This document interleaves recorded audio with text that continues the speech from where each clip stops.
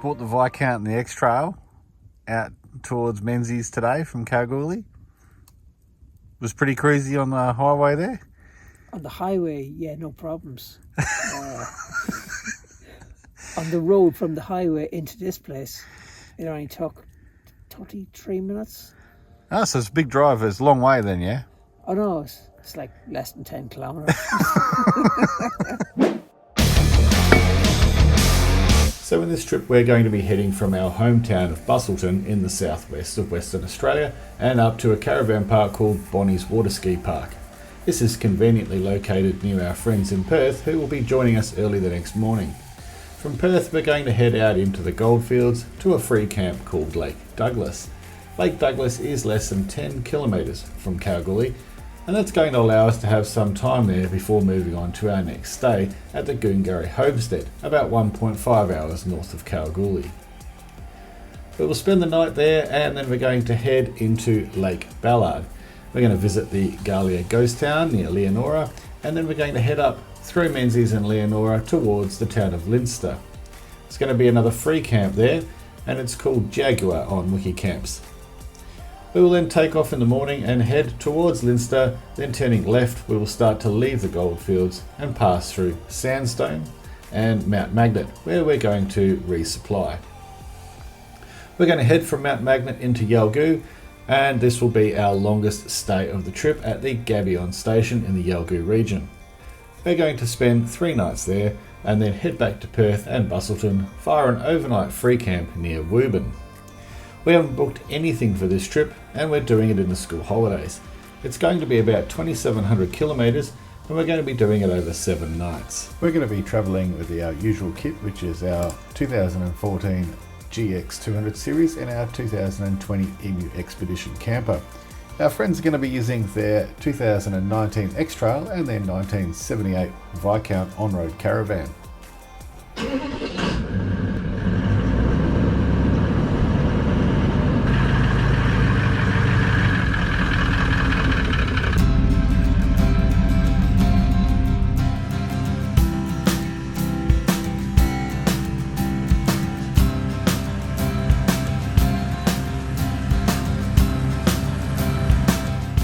So on the morning of day 2, we got up really early from Bonnie's Water Ski Park, tried to pack up really quietly, and then head over to our friends Gabyon and Len's place to pick them up for our long drive out to Kalgoorlie.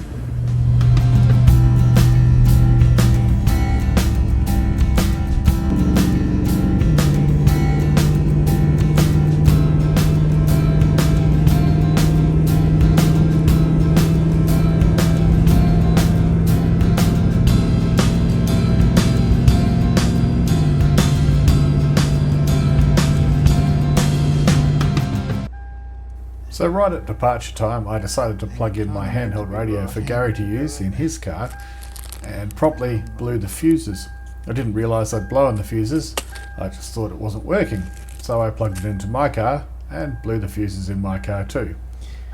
7 days on the road, not being able to charge your phone, no, we had to fix it. Let's go to Kalgoorlie. Arrival 1 p.m. 6 hours and 24 minutes to go. Jesus, 640 meters. That's far away there.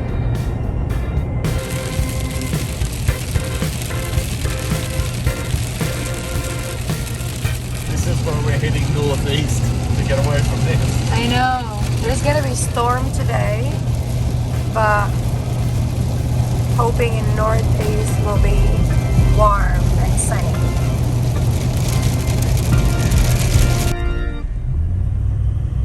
We made a quick stop in Cunderdin at the Ettomogah Pub, which is based on the cartoon series by Ken Maynard. It's now called the Cunderdin Pub on their website. It was closed when we got there, but still certainly good for a couple of photos on the way through.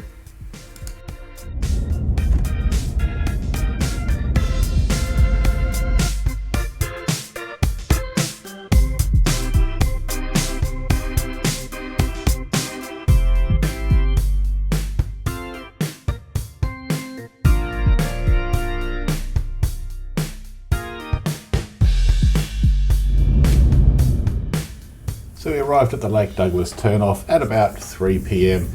and the road in was very well kept. There was a few small corrugations, but nothing to really worry about. It was only a few kilometres drive until you reached the main campground.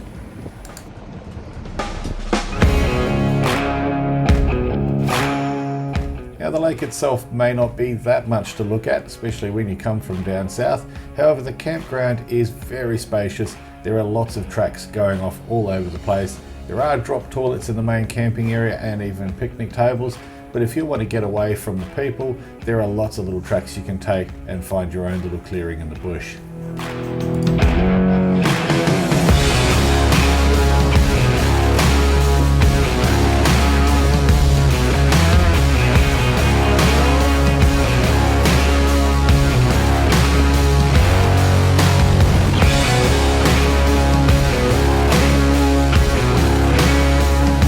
How many Ks did we do today, Gary?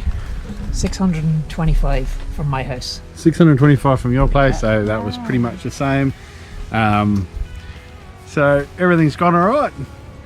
Yeah, I did sleep earlier 4 times.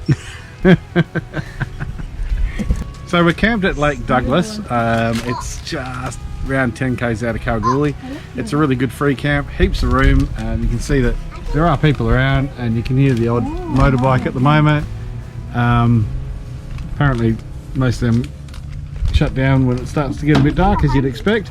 And we're here, of course, with our Emu Expedition, and we're also here with our friends, and you've probably seen on my Instagram these guys following us around in lots of our trips. And that's a 1978 Viscount and a 2019 X-Trail. And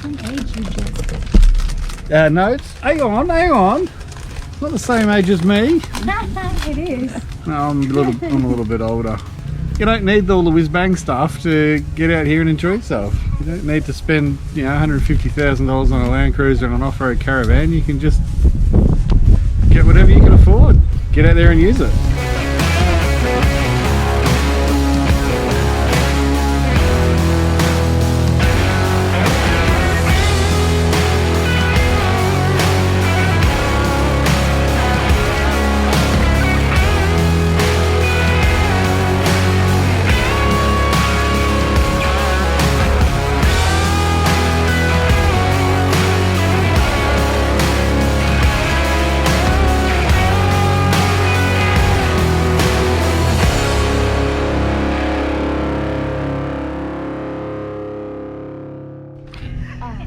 So after a quick breakfast and a fairly early pack up, we head into Kalgoorlie to spend the day looking at the tourist attractions around there, maybe squeeze in a pub lunch before we head out to our next camp.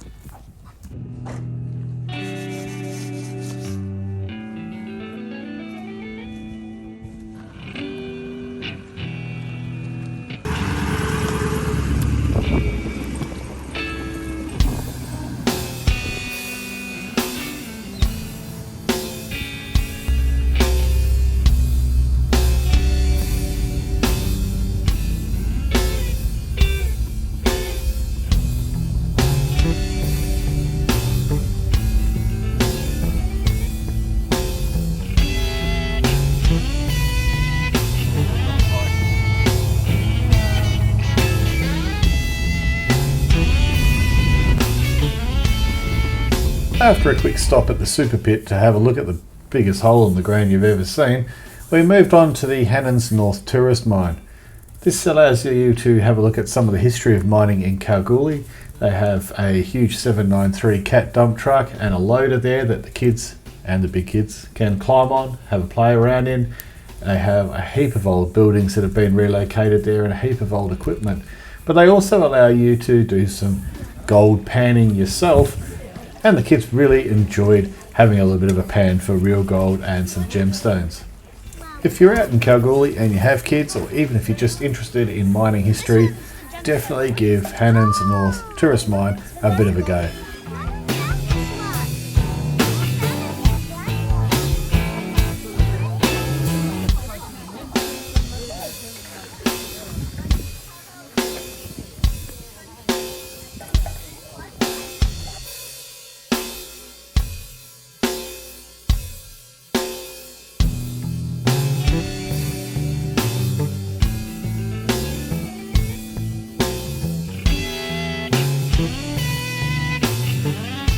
After a few hours at the tourist mine, it was time to go and get a feed at Paddy's Eat and Drink, which is located in the Exchange Hotel in the main street of Kalgoorlie. Then a quick trip to Coles for some more supplies, and then the most important part, dumping our waste and making sure that we top up the fresh water tanks, because it's probably going to be a few days until we see any fresh water again. Kalgoorlie does offer free drinking water for travellers, but it's always a good idea to keep one of those vandal-proof taps inside of your caravan so that you can access the water.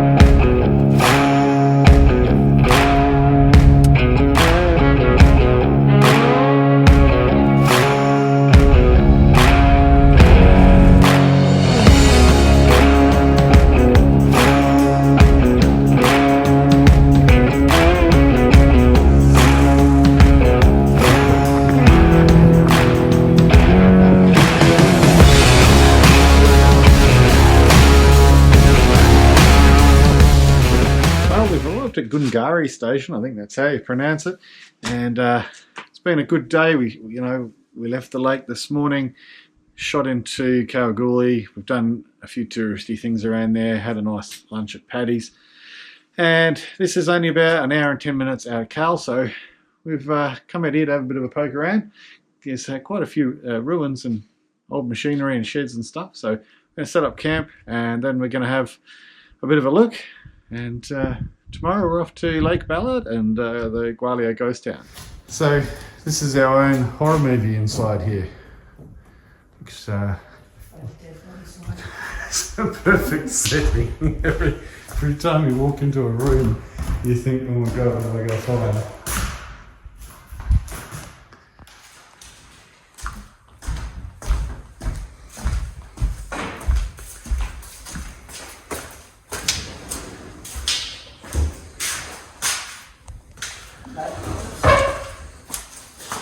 Well, the light globes aren't much good when there's no power. Wait for a mouse to jump out at me. Boomerang. Oh, well, that's good. We can catch dinner tonight. Looks like a real genuine one, too. High quality. Made by the locals in China.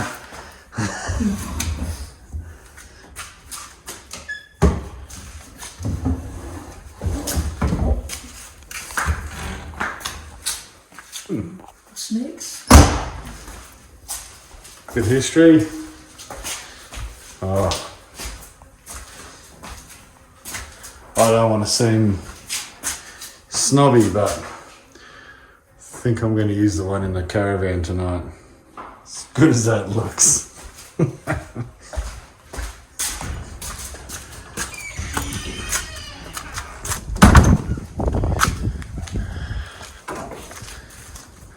No dead bodies? No. Thank God. Empty.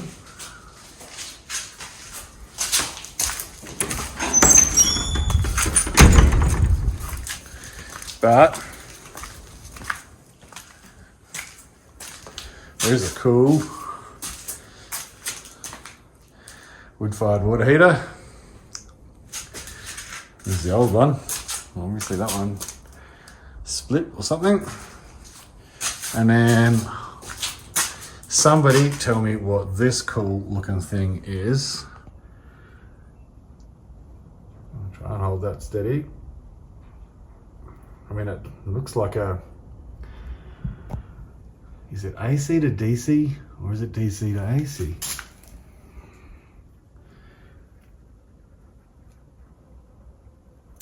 Battery terminal.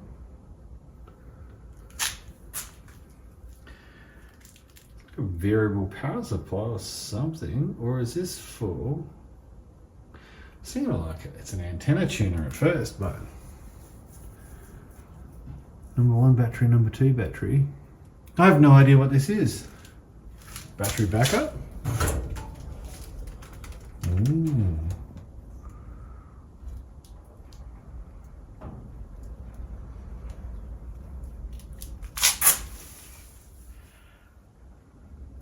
I'm so confused as to what this was for and why it's out here.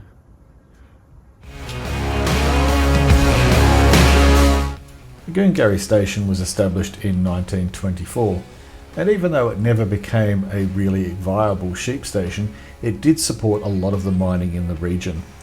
You're actually allowed to stay in 3 of the buildings that are there, and they charge $15 per night for adults and $9 for concession holders, as well as $3 per night for each child over 5 and under 16 years.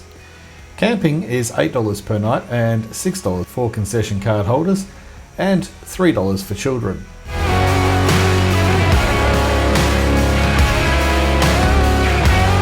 There is water on the property, although you need to be careful with it as it's pretty scarce out there, and they also have wood heaters in 2 of the buildings that you can use to have a hot shower.